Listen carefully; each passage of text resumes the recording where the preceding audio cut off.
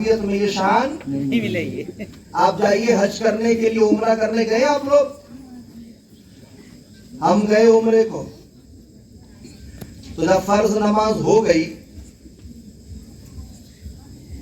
تو ہم تو پیچھے کھڑے رہے کہ ان کی فرض نماز ہو جائے بعد میں ہم پڑھیں گے اپنی، کیونکہ ہم تو ان کے پیچھے پڑھ ہی نہیں سکتے. نہیں پڑھ. سعودی کے امام کے پیچھے ہم نماز نہیں پڑھ سکتے. تو جیسے ان کا سلام پھیرنے والے تھے، وہ دعا کے لیے ہاتھ اٹھائے، ہم نے اپنی نیت باندھ لی. اب ہم سوچ رہے تھے کہ شاید ظہر کی نماز یہ لوگ سنتیں پڑھیں گے، تب تک ہم اپنے فرض پڑھ لیں گے. ہم جب فرض پڑھنے کھڑے ہوئے تو سنت تو دور کی بات، بھاگا دعا ختم ہوتی بھاگنے لگے، اور کوئی میرے کاندھے پہ، کوئی پاؤں پر، مجھے پورا پاؤں میں لوگوں نے کھندیل دیا اور میرے اوپر چڑھ کر کے جانے لگے. میں تعجب میں ہو گیا کہ یہ لوگ سنتیں نہیں پڑھ رہے. ہو سکتا ہے کسی جلدی میں ہو، کہیں اور ہو، لیکن 3-4 بار ایسا ہوا تو میں نے وہ عربی میں ایک شخص سے پوچھا، میں نے کہ بھئی آپ سنت نہیں پڑھتے؟ نہیں، سنت کا کیا بھی نہیں، فرض پڑھو اللہ کو راضی کرو. یہ ان کا کہنا تھا. یہ وہابی نے مجھے جواب دیا، سنت کا کیا بھی نہیں، فرض پڑھو اللہ کو راضی کرو. میرے دل میں خیال آیا شاید مکہ میں ایسا ہوتا ہوگا، مدینے میں نہیں ہوگا، لیکن الو تو یہ ہر جگہ موجود ہے. ان کے یہاں ادب نہیں. میں نے ایسے ایسے منظر دیکھے کہ کعبے شریف پر پاؤں رکھ کر کے کھڑا ہوتے ہوئے دیکھا ہے. وہاں بھی نزدیک قرآن پڑھ رہا، تھک گیا پڑھتے پڑھتے تو سر کے نیچے تکیہ بنا لیا قرآن کو، سر کے نیچے تکیہ یہ قرآن رکھ کر کے سو رہا ہے. نجدی وہابی. میں نے سوچا کہ شاید مکے میں ایسا ہوتا ہوگا، مدینے میں ایسا نہیں ہوگا. تو ہم جب 15 دن بعد، 1 مہینے کا عمرہ تھا، جب 15 دن بعد مدینے میں پہنچے تو دیکھا کہ وہاں بھی یہی حال. فرض پڑھے اور بھاگنے لگے، فرض پڑھے بھاگنے لگے. سنت سے کوئی لینا دینا ہی نہیں، نہ ظہر کی سنت، نہ عصر کی سنت، نہ عشاء کی سنت، کسی بھی سنت سے کوئی نہیں لینا دینا. میں نے وہاں بھی پوچھا، میں نے کہ بھئی آپ کون سے مذہب پر ہیں، آپ سنت کیوں نہیں پڑھتے؟ اس نے کہا نہیں، سنت کی کیا بھی ضرورت نہیں، اللہ کو راضی کرو، فرض پڑھو. تو میں نے اس کو جواب دیا، ان رضاءہ فی رضاء النبی صلی اللہ علیہ وسلم. میں نے کہا سنو، یاد رکھو اللہ کی رضا نبی کی رضا میں. اگر نبی راضی نہ ہوں گے تو رب راضی نہیں ہو سکتا. میں نے اس کو جواب دیا. تو ہمیں یہ سکھانے والا کون ہے؟ یہ امام احمد رضا نے ہمیں سکھایا. یہ ادب ہمیں اعلیٰ حضرت نے سکھایا ہے. جو ادب غوث پاک نے سکھایا تھا، جب وہ چراغ بجھنے لگا تو اس چراغ میں تیل پھر سے جس نے ڈالا اس کا نام غریب نواز.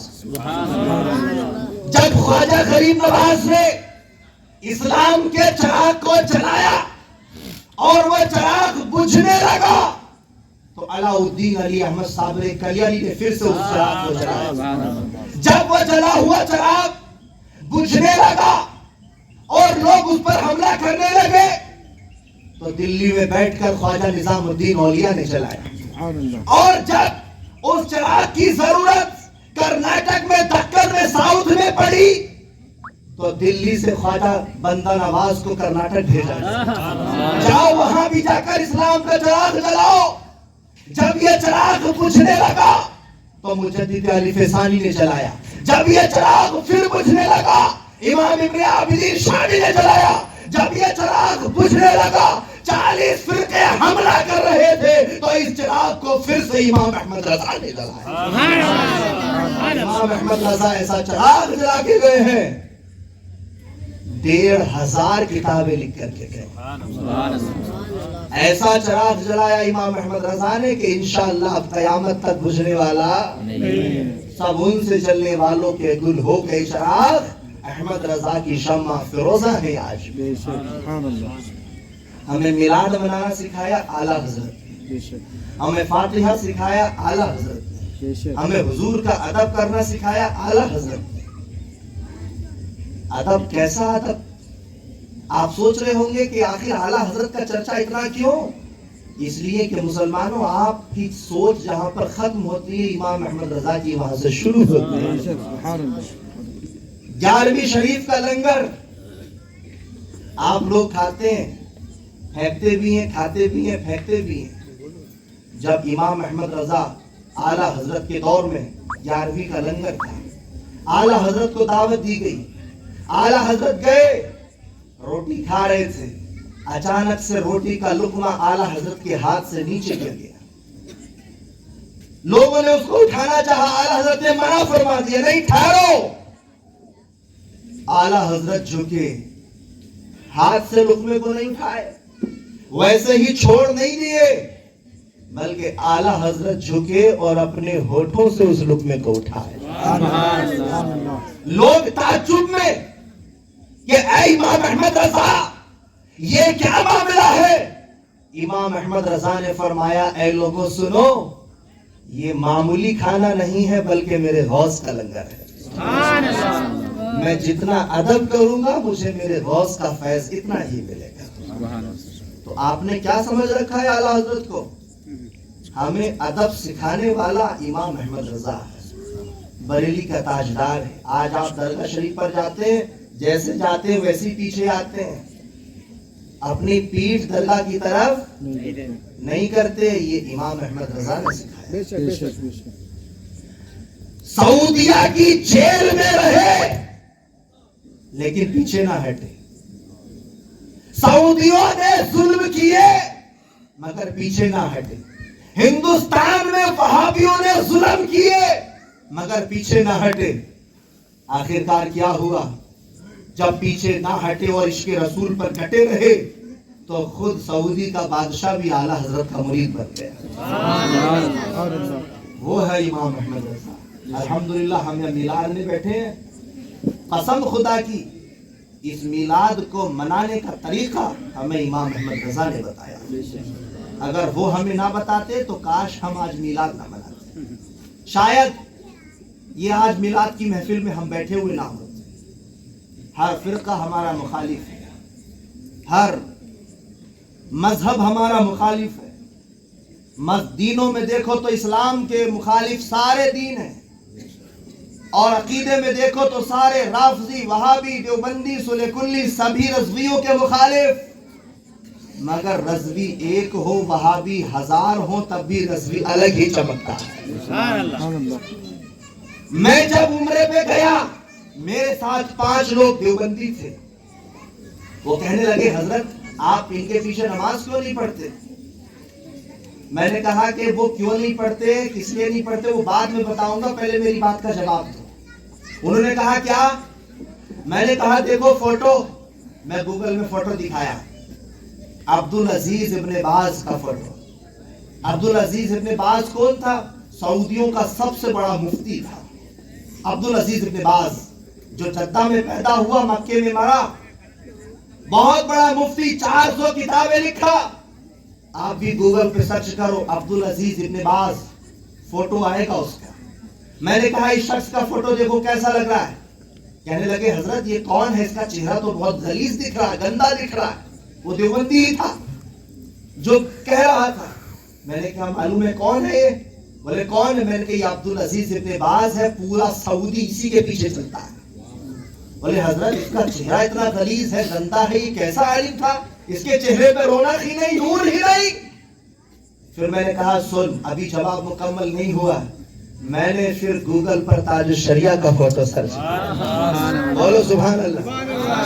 تاج الشریعہ کا فوٹو وہ دیکھا اور وہ دیوبندی کہنے لگے حضرت یہ کون ہے؟